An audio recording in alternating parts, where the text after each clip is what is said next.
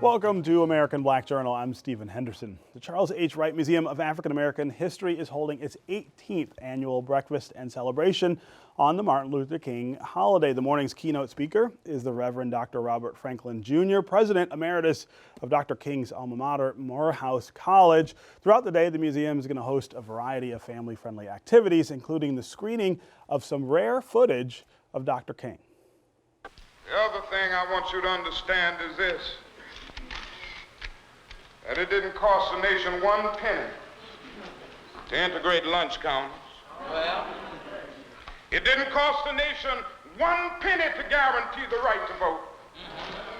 But now we are dealing with issues that cannot be solved without the nation spending billions of dollars and undergoing a radical redistribution of economic power. Therefore, we must see that it is much easier to integrate a lunch counter than it is to eradicate slums. Yes, sir. It is easier to guarantee the right to vote than it is to guarantee an annual income or to create jobs. We've got to see that this is a different era. See a lot of cynicism around, a lot of despair, and it's understandable despair. And I've tried to say to them, don't lose hope. Don't give up. Take your disappointments and transform them into your own assets and into some creative. So let us not despair and let's not give up. Let's have a quality, even in the midst of our suffering and our hurt, that says we are going on anyhow.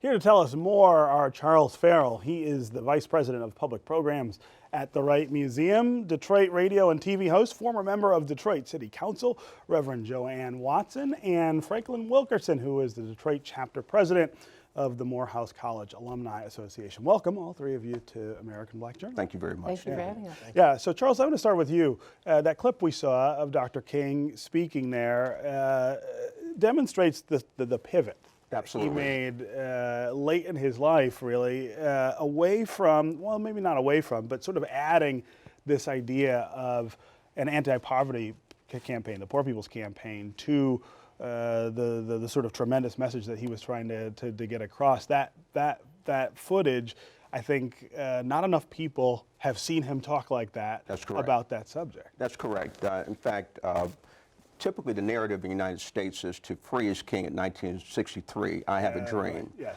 King started in his, this particular movement in 55 with the Montgomery boycott, and he lives to 68, so that's 39 years, but actually 13 years in the movement. King radically shifted as he moved toward his position foreign policy against the Vietnam War, and taking up the needs of the poor and the oppressed with the Poor People's Campaign. A number of people identify those as two factors that led to his federal government's decision to assassinate King. If I could, there's a book by Vincent Harding called The Inconvenient Hero. And it's eye-opening in the sense that it shifts understanding of King's thinking. For example, King said, we've moved from an era of civil rights to an era of human rights, that we had been in the reform movement, but after Selma and the voting rights bill, we moved to an era which must be an era of revolution. We think that we have a great distinction between reform and the movement, the revolutionary movement. What you heard on the tape is that King talked about that we must recognize that we can't solve our problems until there's a radical redistribution of economic and political power. Yeah, he says that right there in the film. And you're going to be showing that film on King Day. Absolutely, and in the afternoon, we're showing the film. We'll have Shay Howell, who was at the Poor People's Campaign, introduce the film. But where our focus, Stephen, is to try to make sure that we connect to the youth. So we're going to have a youth panel discuss their viewing of this film, Free at Last, which has a lot of rare and wonderful footage. We asked the entire community to come out and to listen to the breakfast lecture by Robert M. Franklin, Professor Emeritus, who wrote the key book, Crisis in the Village, Crisis in Our Families, in Our Church, in our community. Then we have, as you indicated, a full day of programming from 10 to 5. The breakfast is a paid event, $30 per seat. If you get 10 seats, let's just say $300 per table for 10 seats, so $35 for a breakfast. So we want people to come out to understand the legacy of King. Yeah, every year the museum, I feel like, is the important sort of focal point of this recognition here in the city. You are giving the prayer before the breakfast, is that right? I am doing that, and it's wonderful to be there because I am in awe of the King legacy. I was 12 years old when my grandparents took me to that June 23rd, 1963 march, the Walk to Freedom, that was led by Reverend Dr. C.L. Franklin, here in Detroit. Aretha's father. And there are so many Detroit connections with Dr. King. Certainly, the person who first introduced the King Holiday Bill, Congressman Conyers, from Detroit. Here, When you consider the fact that Reverend Dr. C.L. Franklin was not only his friend, but a mentor. Yes. There were some people who didn't understand, who were not completely conscious, who were really trying to keep Dr. King from coming to Detroit. Right. And it was C.L. Franklin who was the leader of a black ministry during that period. He was also completely committed to civil rights and human rights. Yes, and he led that effort with great wisdom and brilliance. And what hundreds of thousands of people walked to freedom down Woodward. Right, and heard him give the first public airing of the I Have a Dream speech. And when you consider, it was Stevie Wonder. Happy birthday to you, a Motown legend, Stevie Wonder, that helped that bill become law. Right. As he sang that song in '79, President Reagan signed it into law 4 years later. Mother Rosa Parks, of course, worked with Dr. King in Montgomery, Alabama, but she lived in Detroit more years than she lived in Alabama. Yes, she did. I'm always curious for people like you who were here in '63 and still here today, of course, that's important too. Talk about the difference, the progress over that time. What would Dr. King say about Detroit today? Dr. King would be assailing the great divide between the haves and the have-nots. He was on the march when the Poor People's Campaign was led by him at the point of his assassination. He was assailing the fact that the poor people have no champions in this country because of the commitment to capitalism, which is always based on leaving some people out. He would not be in favor of what's happening in this country, which is why we must stand and fight and work to provide a beloved community so that everybody rises, not just some people. Everyone has an opportunity. That's right. That's supposed to be the American dream. It should be. You are introducing the keynote speaker at the breakfast, is that correct? Yes. As a fellow Morehouse alum. Yes, definitely. Reverend Franklin, he was president of Morehouse from 2007 to 2012.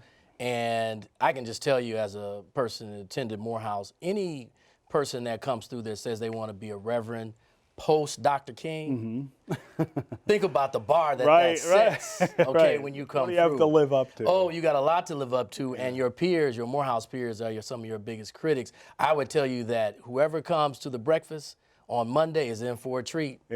He's a great orator. Talk about that tradition of ministers who come out of Morehouse, not just Dr. King. We've got a lot of folks who follow in his footsteps and are making really important contributions. Yeah, the thing is with Morehouse, you have this commitment to social justice, right? We see ourselves as service leaders. So even beyond just the ministerial area, it doesn't matter what discipline you go into, you sign a social contract with the 150-year-old slave that first attended Morehouse. That's how old the school is this past year. And you feel as though you're carrying the torch. We call ourselves torch bearers. And representing that slave that started 150 years ago. So you have a commitment to try to change the world around you and make it a better place. And Dr. King set that standard as the only non-elected official to have a monument in the Washington Mall. I mean, that's a tall order to live up to that we all try to reach. Yeah. But Dr. King also had to set up the Progressive Baptist Convention. Right. Because the National Baptist Convention Was not. tired of him marching and agitating.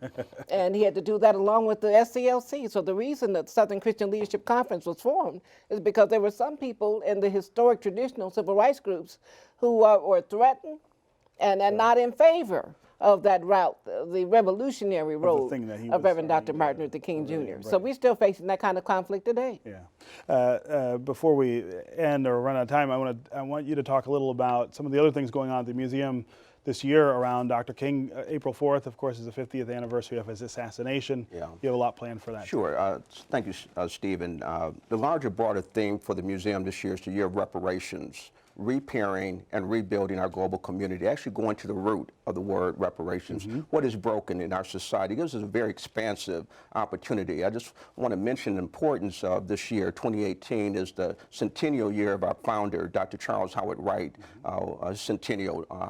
Coleman A. Young, the Honorable Coleman A. Young, his centennial, the bicentennial of Frederick Douglass, the centennial of Nelson Mandela, and many other programs we'll be focusing on. But this is a year we really need to get to the truth of King. This is the 50th anniversary of his political assassination.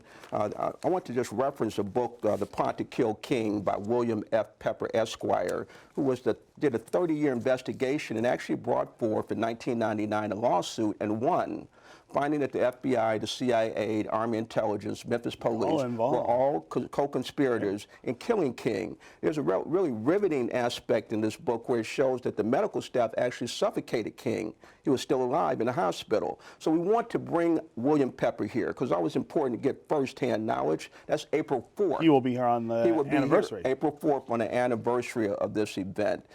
Throughout the day at the Charles Wright, we have the Alpha Phi Alpha coming. Of course, King was an Alpha. Last year, they packed the house with a riveting, of course, Judge Craig is an Alpha, Tate, and a number of other dignitaries in Detroit. Yeah. But that was a really fascinating, important program. We looked at history of the Alphas. We have making of hats and crowns and other activities for children, making takes. There's a all-day food court for food.